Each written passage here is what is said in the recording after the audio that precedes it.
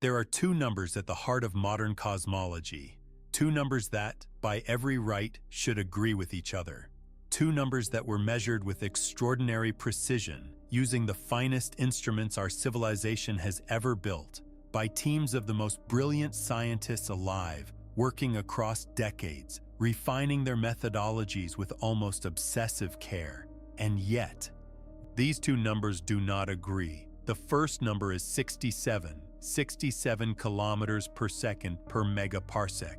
This is how fast the universe is expanding according to measurements of the cosmic microwave background, the ancient afterglow of the Big Bang itself, the oldest light in existence, a faint whisper of radiation that has been traveling toward us for nearly 14 billion years.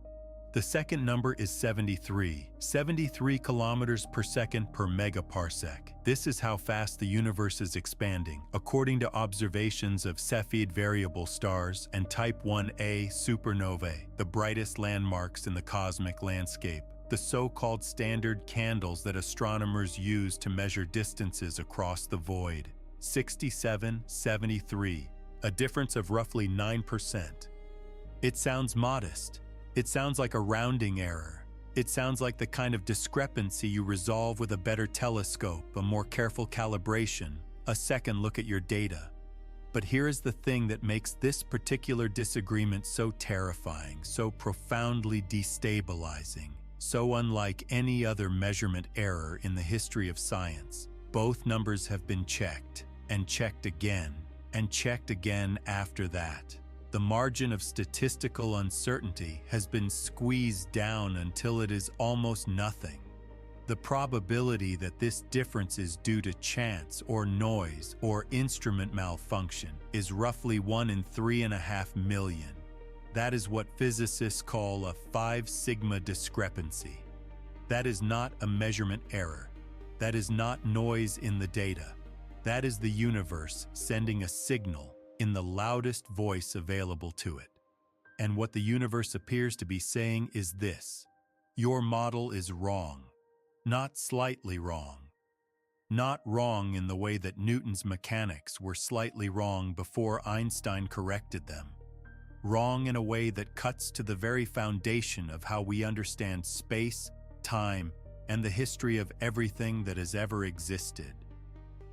Wrong in a way that could mean our cosmic clock has been running on a broken spring from the very beginning, and we have never known it because we had nothing to compare it to. We call this the Hubble Tension, and it may be the most important unsolved problem in physics today. Before we can understand what the Hubble Tension truly means, we need to understand what the Hubble constant actually is. We need to understand the extraordinary story of how it was measured, and why two groups of brilliant scientists, both measuring the same universe with the finest instruments ever built, arrived at answers that simply refuse to match. Because the story of the Hubble tension is not just a story about astronomy, it is a story about the nature of knowledge itself, about what it means to be a species that has only been building telescopes for 400 years, trying to comprehend a universe that is nearly 14 billion years old. Let us step back from the numbers for a moment. Let us set aside the equations and the error bars and the sigma values, because the numbers alone cannot convey the scale of what is actually at stake. Numbers are comfortable. Numbers feel like handles you can grip. But what we are actually talking about, what the Hubble constant is trying to describe, is something so vast, so alien to the experience of daily human life that our brains were simply never built to process it at full resolution. The Hubble constant is not just a speed. It is not like the speed of a car or a plane or even the fastest rocket we have ever launched. It is a measure of how space itself is stretching. Every single megaparsec of distance between any 2 points in the universe, every stretch of void equal to roughly 3.25 million light-years, is expanding by between 67 and 73 kilometers every single second. A light-year is the distance light travels in 1 year. Light moves at 300,000 kilometers per second. In 1 year, light covers roughly 9.5 trillion kilometers. Now multiply that by 3.25 million. That is 1 megaparsec. That is the unit in which the Hubble constant is expressed. And every single one of those unimaginable stretches of void is currently expanding by somewhere between 67 and 73 kilometers per second. The observable universe extends roughly 46 billion light-years in every direction from where you are sitting right now.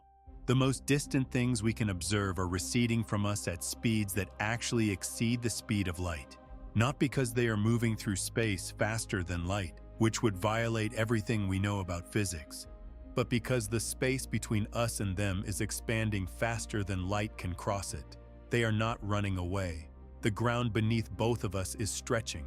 The road between us and them is being manufactured faster than any traveler could ever traverse it. The Andromeda Galaxy, our nearest large galactic neighbor, is approximately 2.5 million light-years away. It contains roughly 1 trillion stars. From Earth, on a perfectly dark night, you can barely see it as a faint ghostly smudge in the sky. That smudge, that pale breath of ancient photons, contains 1 trillion suns. And the light you are seeing left it 2.5 million years ago, before our species had learned to use stone tools. And Andromeda is, cosmically speaking, our next-door neighbor. The universe extends billions of times further in every direction. The Hubble constant is the rate at which all of that space is stretching. It tells us how fast the universe is growing. And because the universe is growing from a starting point, the Hubble constant also tells us how old the universe is. If you know how fast something has been expanding and how large it is now, you can work backward and calculate when the expansion began. This is precisely why the disagreement between 67 and 73 carries such enormous weight.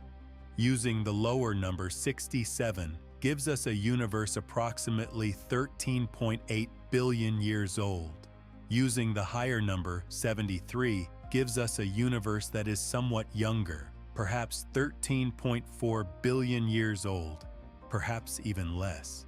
The difference is hundreds of millions of years. Time enough for entire generations of stars to be born, to live their brilliant, violent lives, and to die in supernovae that seed the cosmos with the heavy elements from which planets and living things are made. Imagine you are looking at a photograph of someone very dear to you, taken when they were a newborn. Someone hands you the photograph and says, "This is them at 3 days old." But another person examines the same photograph using equally sophisticated techniques and says, "No, this is them at 2.5 days old." The photograph has not changed. The same light bounced off that newborn face and struck the same film. But the two observers are drawing genuinely different conclusions about when the moment happened, and they cannot both be right. Now imagine that the photograph is the universe itself, that the two observers are not guessing, that they are using the most sophisticated measurement techniques in the history of human science, instruments that cost billions and took decades to build, and they still cannot agree on when the moment happened.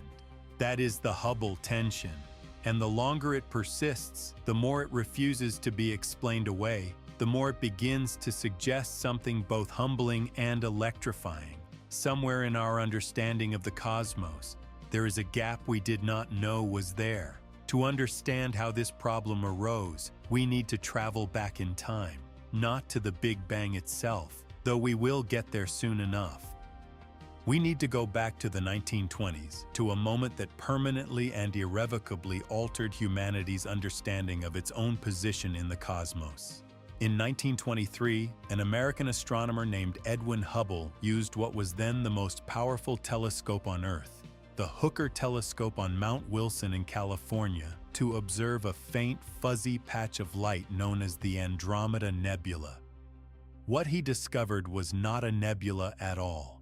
It was a separate galaxy, lying at a distance far beyond our own Milky Way. In a single observation, Hubble did not merely double our estimate of the universe's size. He multiplied it by a factor so enormous that previous generations of astronomers would not have had a conceptual framework large enough to contain it. The universe was not our galaxy. Our galaxy was one among hundreds of billions. The cosmos was vast in a way we had never imagined. But Hubble's most famous discovery came several years later in 1929. By studying the light from many distant galaxies, examining the way their spectra were stretched toward the red end of the spectrum, Hubble found that almost all of them were receding. And more than that, the further away a galaxy was, the faster it appeared to be moving away. The universe was not static. It was not eternal and unchanging. It was expanding. Every galaxy was moving away from every other galaxy, like dots on the surface of a balloon being steadily inflated. This discovery formed the observational foundation for what we now call the Big Bang theory. If the universe is expanding today, then it must have been smaller in the past. Run the expansion backward, like a film in reverse, and you eventually reach a moment of almost unimaginable density and temperature from which everything we can see emerged.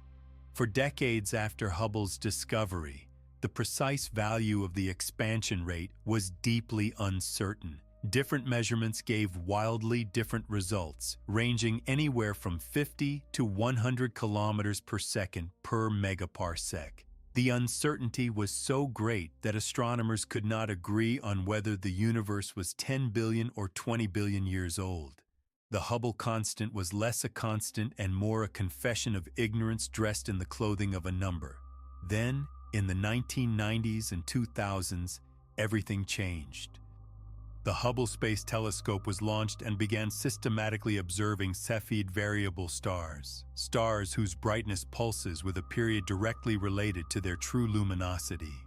By comparing how bright they appeared from Earth with how bright they actually were, astronomers could calculate their distances with extraordinary precision. This became the backbone of what is called the cosmic distance ladder, a chain of overlapping measurements that extends from our own neighborhood all the way to the most distant galaxies in the observable universe. Simultaneously, a completely independent team of physicists was measuring the Hubble constant using an entirely different method. They were studying the cosmic microwave background, the faint whisper of microwave radiation that fills the entire universe, the afterglow of the Big Bang itself, released when the universe cooled enough for the first atoms to form, roughly 380,000 years after the moment of creation. By analyzing the subtle temperature fluctuations in this ancient light, tiny ripples that encode information about the composition and expansion rate of the early universe, and by feeding those measurements through the standard cosmological model, they could independently calculate the Hubble constant. Two independent methods, two independent teams, decades of painstaking work, billions of dollars in equipment, and two answers, 67 and 73. For a while, the scientific community maintained reasonable hope that this was a measurement problem, a systematic error lurking somewhere in one of the instruments. Scientists did what scientists are supposed to do when their measurements disagree. They checked their work. And then the James Webb Space Telescope arrived. Webb is not merely a better version of the Hubble Space Telescope the way a newer car is better than an older one. It is a different order of magnitude in capability. Its mirror is over 6 times larger in collecting area. It operates primarily in the infrared, allowing it to see through dust clouds that obscure optical telescopes. It can resolve individual stars in distant galaxies that Hubble could only perceive as indistinct blurs. It is, without exaggeration, the most powerful instrument for studying the distant universe that our civilization has ever constructed. And when the James Webb Space Telescope turned its vast golden mirror toward the same Cepheid variable stars that the Hubble Space Telescope had been observing for decades, the results left no ambiguity. The calibration was sound. The cosmic distance ladder was not broken. The systematic errors that some scientists had hoped were responsible for the discrepancy were simply not present in the data. The number was 73, and it disagreed at 5 sigma with the 67 derived from the cosmic microwave background. The astronomer Adam Rees, who shared the Nobel Prize for the discovery of the accelerating expansion of the universe, has been one of the leading figures in measuring the cosmic distance ladder. When Webb confirmed the measurements, it was not a moment of triumphant vindication. It was something more unsettling. It was confirmation that the problem was real, that it was not going to be explained away, that the universe, measured with our two most reliable methods, genuinely refuses to give a consistent answer about its expansion rate. The universe should not contradict itself. The laws of physics are the same everywhere, at every time, in every corner of the cosmos. There's only one expansion rate. There's only one age. And yet two independent measurements of that history, both of extraordinary reliability and precision, arrive at different answers. This is not supposed to be possible. And the fact that it has happened anyway tells us something profound. Somewhere in the model we have built to describe the universe, there is an error. The error is not in our instruments.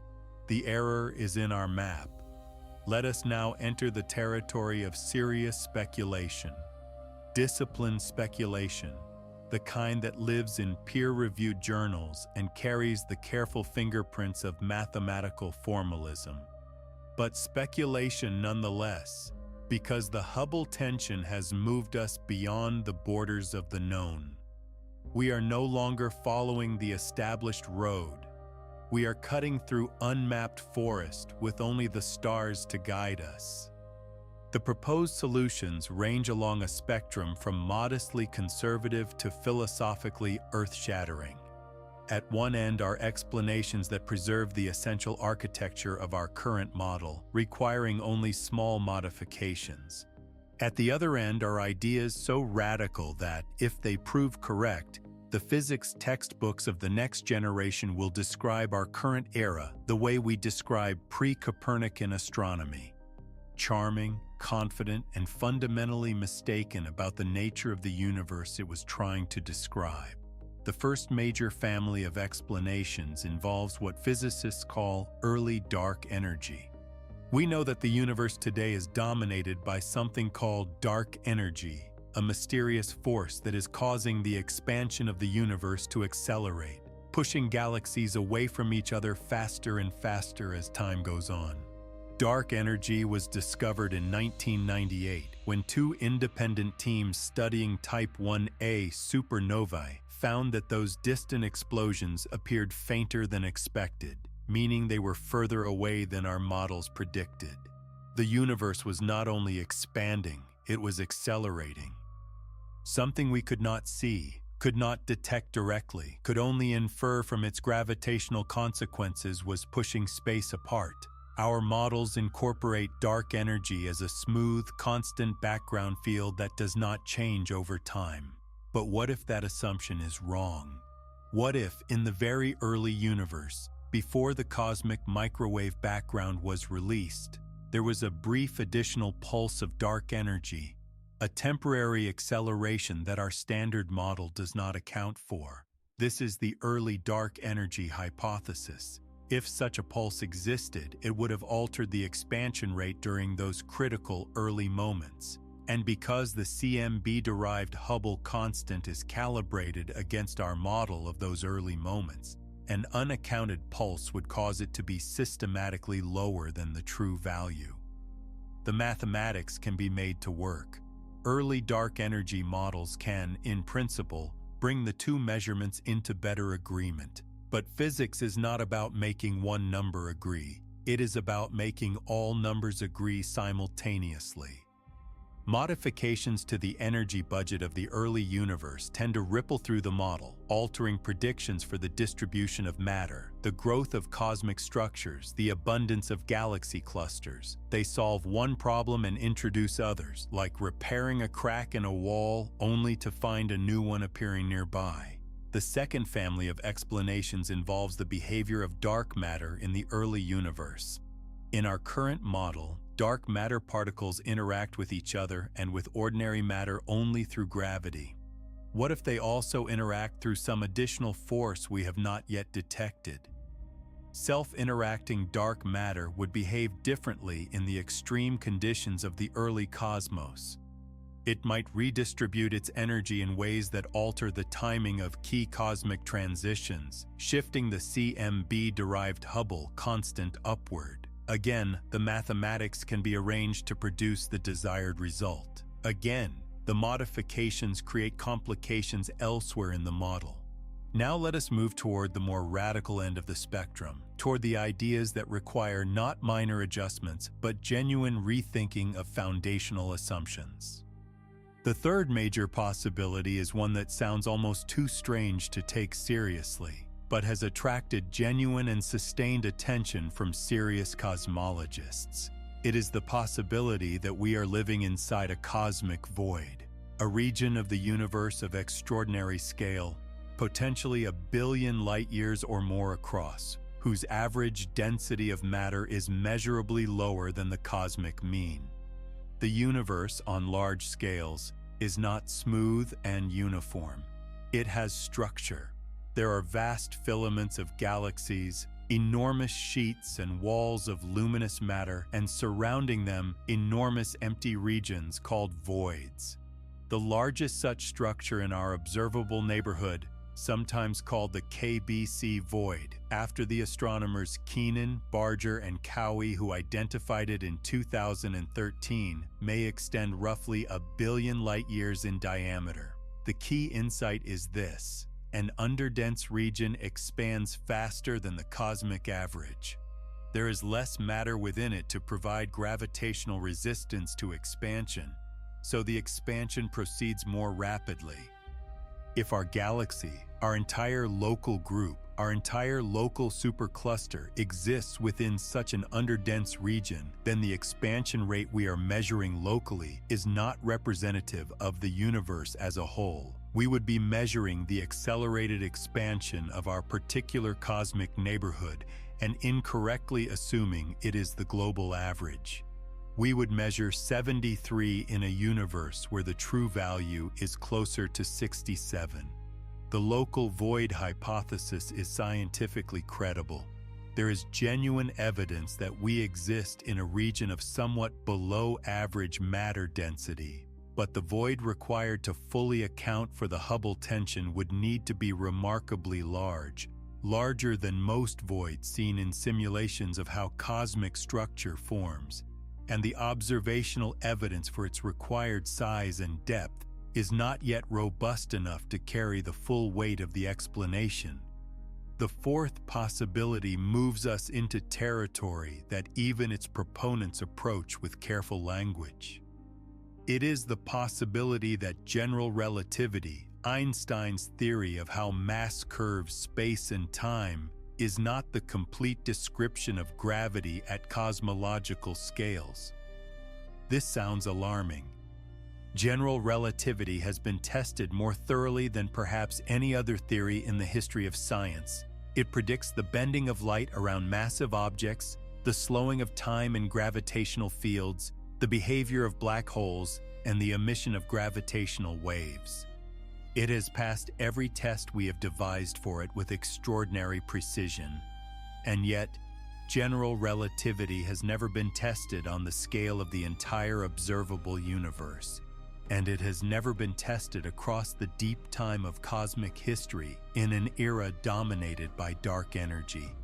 Modified gravity theories can be constructed in ways that are nominally consistent with the Hubble tension, but almost all of them create conflicts with other observations, altering the growth rate of cosmic structures or modifying gravitational lensing in ways that do not match what we see. The universe is an extraordinarily demanding testing ground, and there is a fifth possibility, one that sits at the very edge of what serious science permits itself to consider.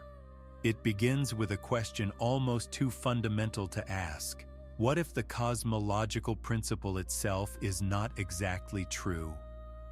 The cosmological principle holds that the universe, on sufficiently large scales, looks the same in every direction and from every location.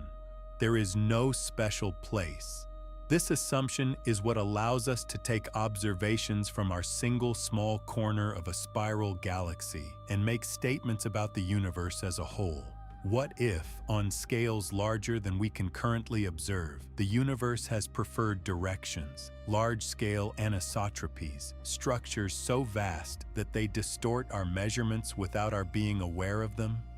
Some analyses of the cosmic microwave background have found anomalies, a cold spot of unusual scale, hemispherical asymmetries and temperature fluctuations, alignments among the largest patterns in the CMB that seem statistically unlikely under the assumption of perfect isotropy. They could be statistical flukes, or they could be faint signals of a deeper structure we have not yet learned to read. And beyond even that, there is a question so vast it almost resists being asked. What if the fundamental constants of nature are not truly constant? What if the strength of gravity, or the mass of the electron, or the fine structure constant varies slowly across cosmic time, or across different regions of the cosmos? A universe in which the laws of physics are themselves evolving would be a universe in which our entire toolkit for measurement is undermined at its very root. We would not merely need new physics. We would need to rebuild our understanding of what physics is. Whatever the answer turns out to be, one thing is now beyond dispute. The Hubble tension has opened a door in the wall of established physics. Behind that door is a corridor we have not walked before. At the end of the corridor, there is either a room we can recognize, a new particle, a modified equation, an underdense local neighborhood, or there is something we do not yet have a name for. Here is what I want you to hold with you as we come to the end of this journey. For most of human history, the sky was a source of stories. The ancient Greeks saw heroes and monsters in the constellations. The Babylonians tracked the movements of planets and believed they could read the fate of empires in the heavens. The medieval astronomers placed Earth at the center of a series of crystalline spheres, with the divine realm just beyond the outermost star. Every civilization on Earth looked at the same sky and saw the reflection of its own deepest beliefs. The sky was a mirror. We saw in it what we already believed. Then, slowly and painfully, over centuries of careful observation and mathematical reasoning, we began to see what was actually there. We discovered that the Earth was not the center, that the Sun was not the center, that our galaxy was not the center, that there was no center, that the universe was not built to be understood by creatures on small rocky planets orbiting ordinary stars, that it had its own structure, its own history, its own logic, entirely indifferent to our desire to comprehend it. We built instruments of astonishing sensitivity and pointed them at the darkness. We measured, we calculated. We built models of extraordinary elegance and power. We became, for a while, confident that we were approaching a complete picture of the cosmos. And then the Hubble tension appeared. And the universe looked back at us with the quiet patience of something that has existed for 14 billion years and expects to exist for trillions more. And it said, "You have barely begun." There is something almost overwhelming in this. Something that should produce in us not despair, but a kind of vertigo. The vertiginous feeling of standing at the edge of a continent you did not know existed and realizing that every map you have ever carried was drawn without it. We assembled teams of hundreds of brilliant scientists and asked them to spend their careers measuring a single number to ever-increasing precision. And what they found was not the reassuring confirmation of our model. What they found was a crack, a discrepancy, a signal from the universe that our understanding, for all its sophistication, is missing something essential. This is not a failure. This is the deepest and most authentic kind of success that science can achieve. Because science does not advance by confirming what we already believe. Science advances by finding the precise locations where our knowledge breaks down. The Michelson and Morley experiment found that the speed of light was identical in every direction, something the prevailing ether theory could not accommodate, and that anomaly eventually led to special relativity. The blackbody radiation spectrum could not be explained by classical physics, and that anomaly led to quantum mechanics. The precession of Mercury's orbit could not be fully accounted for by Newtonian gravity, and that anomaly led to general relativity. The Hubble tension belongs to that same family. It stands at 5 sigma, resolute and unexplained, inviting us to understand it. New instruments are being brought to bear on this question right now. The Vera Rubin Observatory in Chile will survey billions of galaxies and map the distribution of matter across an unprecedented volume of the cosmos. The Euclid Space Telescope is measuring the geometry of the universe across scales that dwarf any previous survey. The Roman Space Telescope will observe millions of supernovae.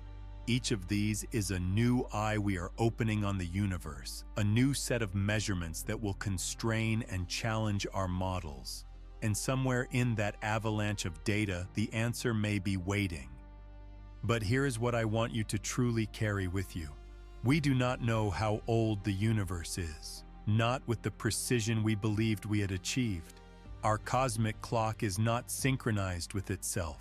The two most powerful methods we have give answers that disagree at a level that rules out chance. Somewhere in our understanding of space and time and matter and energy, there is a gap. And through that gap, a truer universe is looking back at us. The universe is approximately 14 billion years old, give or take the hundreds of millions of years that the Hubble tension puts in play. That is 14 billion years of hydrogen fusing into helium, of stars living their brief, brilliant lives and dying in explosions that forge the heavy elements from which planets and people are made. And for roughly the last 400 of those 14 billion years, on one small rocky planet orbiting a middle-aged star in one spiral arm of one galaxy among hundreds of billions, a species has been constructing instruments and pointing them at the sky. 400 years out of 14 billion. The ratio, written as a decimal, is a number so small it borders on the philosophical. We are the newest feature on the oldest canvas in existence. We are infants who have just learned to read, standing in a library assembled by a civilization whose language we are only beginning to decipher. The Hubble tension does not humiliate us. It should not humiliate us. If anything, it should thrill us. Because what it tells us is that the universe is stranger and richer and more surprising than we had the audacity to hope. It tells us that our work is not finished. That every night when the great observatories track the light of ancient galaxies across the curved fabric of space and time, they are doing something unprecedented. They are the universe becoming conscious of itself, turning its own gaze upon its structure, trying with the only instrument available to it, the fragile and remarkable mind of a curious species on a small planet, to understand what it is and how it came to be. And apparently the universe does not yet fully understand itself. We have two rulers. We have two clocks. They give different answers. We do not know why. That not knowing is not a confession of failure. It is an invitation. The universe is opening a door and saying, "Come further." There is more here than you have seen. The map you have made is beautiful, and it is real, and it has brought you very far. But it is not finished. It was never going to be finished this quickly. The Hubble tension will be resolved in time. Perhaps through the data pouring in from the new generation of telescopes. Perhaps through a theoretical breakthrough. some elegant new formalism that reconciles the two measurements by revealing something about the fabric of reality that we had never considered. Perhaps the resolution will be modest, a new particle, a slight correction to an existing model, a gap filled in without requiring us to abandon the architecture we have spent a century building. Or perhaps the resolution will be something that transforms not just our cosmological model but our understanding of what physics itself is. Perhaps when we finally understand the Hubble tension, we will look back at this moment the way we look back at the early days of quantum mechanics, when physicists were discovering that the world at the smallest scales behaved in ways that violated every classical intuition and ultimately expanded human understanding in ways that touch every corner of modern life. We are living, right now, at one of the most important moments in the history of human knowledge. A moment when the data is in, the errors have been checked, the instruments have confirmed each other, and the answer is still wrong. A moment when the scaffolding of our best model of reality is showing a crack that cannot be painted over. A moment that is, for those willing to feel the full weight of it, genuinely one of the most exhilarating in the history of science. 67. 73. The cosmic ruler is broken, or the universe is playing by rules we have not learned yet. Either way, the next chapter of the story of how a species came to understand its cosmos is being written right now, in observatories and offices and late nights at computer terminals, by people who chose to ask the hardest question available to them. What exactly is the universe doing? We do not yet know. But we are listening. And the universe, vast and ancient and breathtaking, is still speaking.